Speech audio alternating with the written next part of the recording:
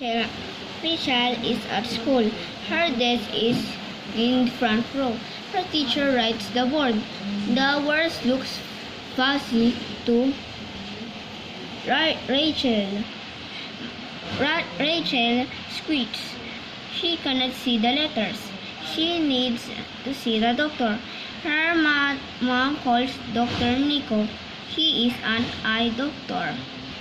Rachel goes to see Dr. Nico. Her mom takes her. An eye chart is on the wall. Dr. Nico asks Rachel to read the charts. Rachel looks at the chart.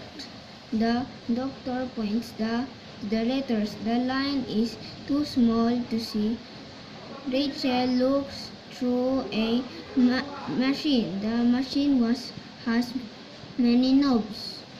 The doctor takes the knobs. Each letter looks clear to Rachel. The doctor says Rachel needs glasses. She gets 2 pairs. Rachel picks a pair of glasses for sports. The band is black. Rachel's mom pays for the glasses.